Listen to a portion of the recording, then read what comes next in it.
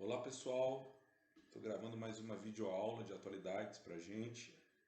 Vou tentar ser o mais breve possível sobre o tema, porque sei que é complicado para vocês ficar preso muito tempo em frente à tela, né? Principalmente sem ser ao vivo. Mas conforme a gente havia combinado, a gente optou por essa alternativa, né, na hora da exposição. Porque vocês ficam mais à vontade, mais livres para gerir o tempo de vocês. E depois eu vou passar uma lista de exercícios sobre essa temática que vamos trabalhar hoje. Muito bem, a aula de hoje vai ser um assunto batido, que retorna muitas vezes à pauta, vocês veem em geografia também, em história, e hoje a gente vai retomar e fazer um balanço geral sobre esse tópico, que é a globalização. Bom, o que é a globalização, né? A gente costuma dizer que a globalização, existe uma certa dificuldade de dizer quando se começou, né? Há quem aponte para uma possível globalização ali com as grandes navegações já dos portugueses e tal, dos espanhóis. Mas essa globalização que a gente entende hoje, ela é datada mais recentemente, dentro do ponto de vista de muitos especialistas e do ponto de vista que eu compactuo. Sim, não é possível tratar como globalização aquilo que aconteceu no século XVI e isso que está acontecendo no mundo agora. São coisas completamente diferentes, com impactos, com motivações diferentes. Bom, essa globalização vivida por nós hoje em dia, a gente pode dizer que ela começa a partir dos anos 90, a partir da década de 90. Tem um evento marcante na década de 90, em 1991, ocorre o fim da União Soviética. Então, o globo que antes era bipolarizado entre Estados Unidos e União Soviética, agora vive uma ordem de unipolaridade, que a gente fala. Os americanos não encontram contraposição para a forma de entender a economia e de gerar os recursos propostos pela economia capitalista norte-americana.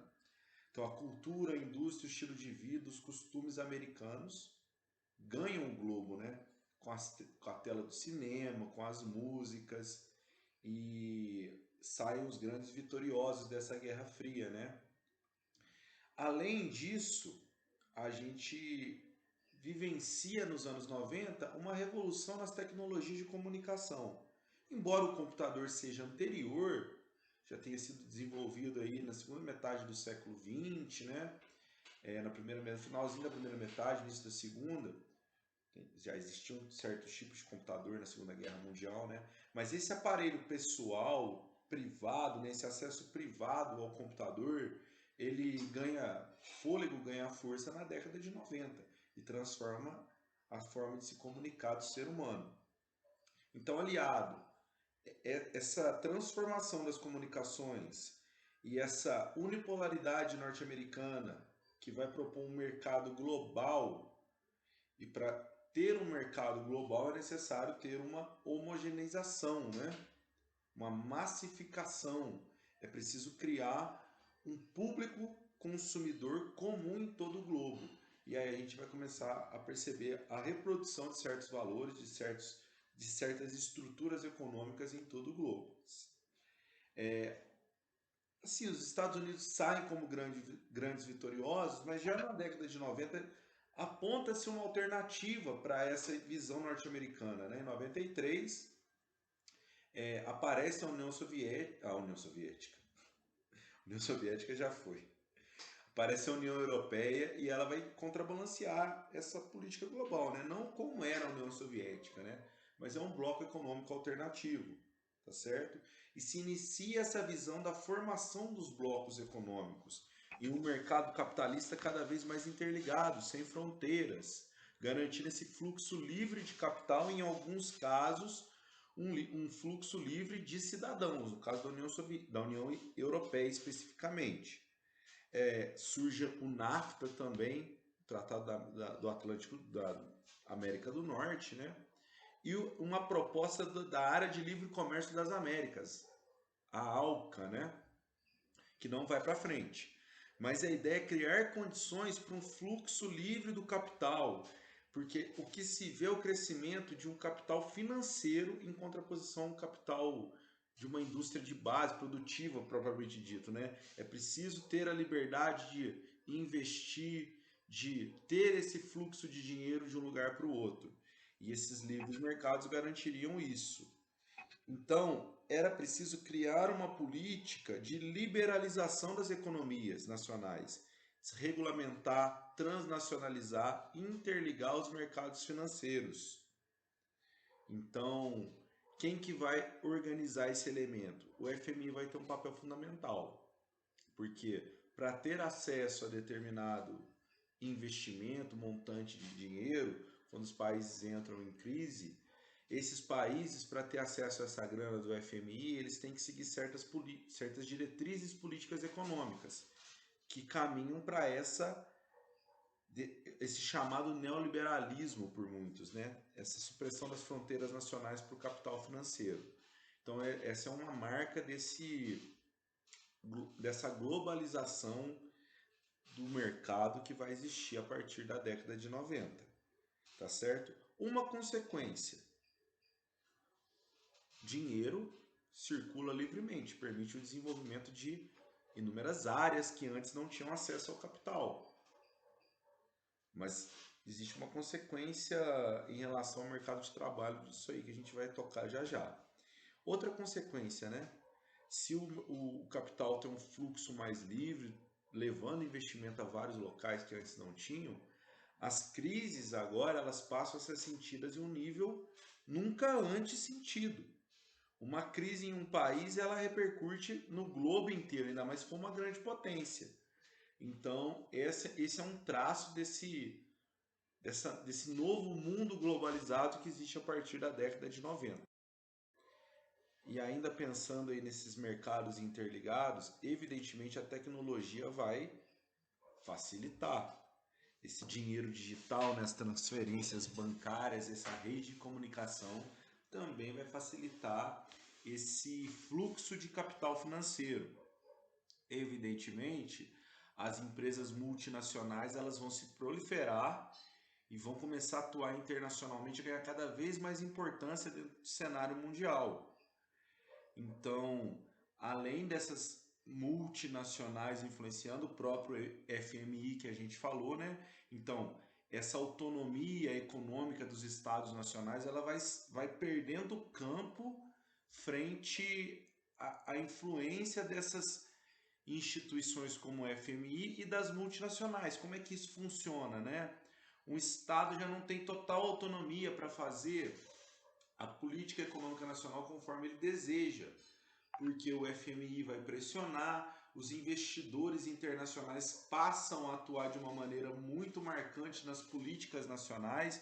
É só a gente observar a movimentação da bolsa na época de eleição, quando o candidato preferido dos investidores sai na frente numa pesquisa, rapidamente eles dão uma resposta na bolsa, a bolsa sobe, a bolsa desce, e assim eles vão influenciando na política nacional, porque isso vai ter um impacto muito forte na economia nacional e na política nacional, né?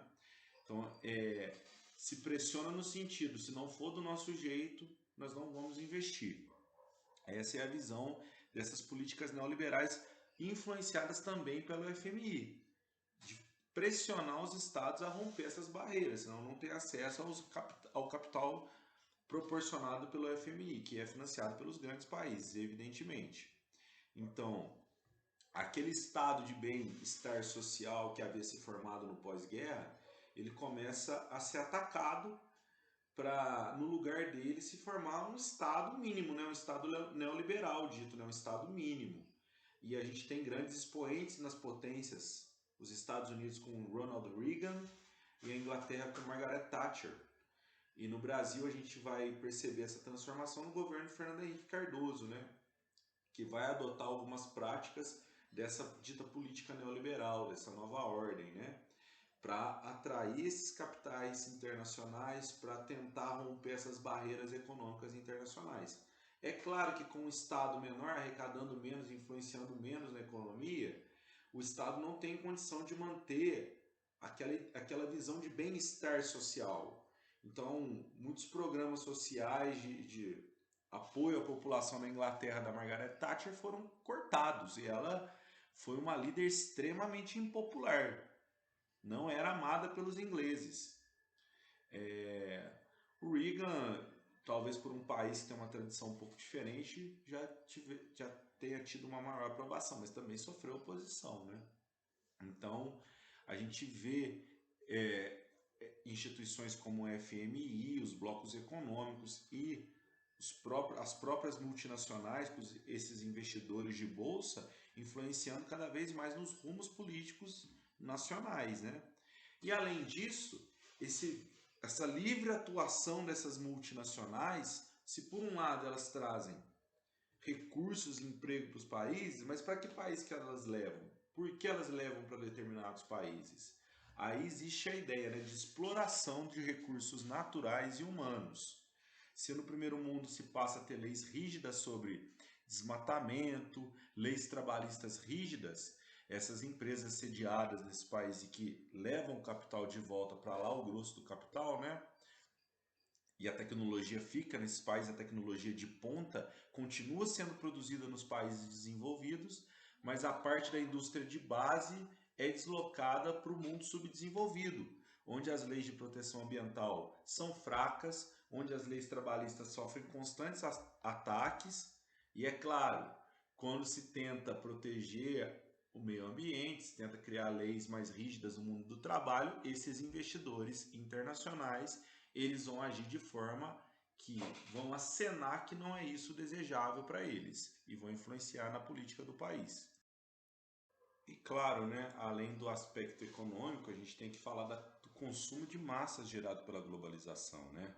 Porque enquanto fenômeno sociocultural, ela vai impor uma dominação desses países centrais e desenvolvidos, ricos, e de um grupo social pequeno, sobre os demais países, né? Um padrão de consumo, uma ideia de cultura propagada principalmente pela indústria cultural, conceito que a gente já trabalhou em nossas aulas, e devemos retomar novamente, tá certo? Então, por que existe essa cultura de massa, né? Porque existe uma necessidade de gerar uma internacionalização dos produtos ofertados e os produtos que possuem uma obsolescência programada. O que é isso? O produto já é lançado com data prevista para ser substituído. A atualização constante da tecnologia e a prisão nesse mercado de consumo sem fim. E esses valores de consumo são necessários e são propagados pela indústria cultural, né? O cinema, a música, hoje os digital influencers, os youtubers, tudo isso dentro desse plano de homogeneizar o padrão de comportamento, o padrão de consumo, tá certo? Então se vende um modo de vida para conseguir vender esses bens dentro de uma obsolescência programada. Ou seja, os produtos dentro dessa ideia de consumo de massa, eles não representam só o produto em si, eles representam um estilo de vida, né? Ter um iPhone não é só consumir um iPhone, é partilhar de um estilo de vida. Comer numa rede de fast food, no McDonald's, em Pequim, Cuiabá, Berlim, qualquer lugar do mundo, né? É muito mais do que uma questão de alimentação, um estilo de vida, né? Rápido, acelerado, desse mundo capitalista que exige cada vez mais rapidez, mais velocidade. O iPhone também, né? A propaganda atual do iPhone não trava, é velocidade para estar conectado, para postar, para baixar foto, para tirar a câmera, né? A ideia da câmera ser o grande produto dos smartphones, para se manter integrado nessa grande rede midiática da internet. Agora, quando a gente pensa a inserção dos países nessa grande aldeia global, que alguns costumam dizer, né? É, algumas correntes da sociologia propõem dois eixos dessa globalização, eixos de uma elite produtora da globalização e dois eixos de como as camadas populares vão reagir a essas questões mais comuns para o grande público. Mas vamos por partes, né? Quando a gente vai falar dos tipos de globalização, o primeiro que a gente costuma falar é o localismo globalizado. O que seria esse localismo globalizado? Um elemento local que se torna global. geralmente ele é ligado aos grandes países capitalistas, né, que mandam nesse processo de globalização. Por exemplo, Hollywood é uma indústria cultural local dos Estados Unidos, mas que se tornou global, né? Então elas vão criar uma uniformização política, cultural, elas vão vender padrões, estilos de vida e tudo mais, se propondo como universais e tomando espaço de outras culturas, até se impondo sobre elas. Então essa é a primeira forma. O localismo globalizado, que viria da potência para os países mais fracos. Só que aí a gente tem, por outro lado, o globalismo localizado, né? Que seria a tentativa desses países mais pobres de se adaptar. Um exemplo também no cinema francês, que vai passar a ser conhecido globalmente pela sua particularidade, né? Um globalismo localizado, tá certo? Ou o patrimônio histórico da humanidade, o carnaval do Brasil, por exemplo, que é vendido lá fora, também se transforma numa cultura de massa, né? A festa de São João, aí seria esse globalismo localizado, que parte dos países periféricos para o globo, né? Então, algo local sendo globalizado, mas não no nível de se impor, né? Mas de se inserir nesse mercado. Então, esses países centrais do modelo capitalista são especializados nesse localismo globalizado e os periféricos no globalismo, no localismo globalizado, os países centrais, e no globalismo localizado, os países periféricos, ok? E a resposta a esses globalismos, né, aí de uma organização mais popular mesmo, a gente tem o cosmopolitismo, que seria a organização de grupos, classes, ONGs, né, fora desse grande circuito econômico, né, que se unem para realizar interesses comuns, o feminismo, a luta antirracista. A gente está vendo aí a conexão da luta antirracista aí, que surgiu a partir do movimento norte-americano Black Lives Matter, né? E o outro lado a gente tem uma resposta também do patrimônio comum da humanidade. Algumas questões que só fazem sentido ser discutidas a nível global. E que alguns mais, digamos assim, ideológicos, né, apontam como uma tentativa de globalismo, de imposição de uma agenda global. Mas não é uma tentativa de imposição, são temas que só fazem sentido se discutidos globalmente. O buraco da camada de ozônio não diz respeito a um país, a dois países, a três países, diz respeito a todo o globo. A destruição da floresta amazônica, do Pantanal, diz respeito a todo o globo.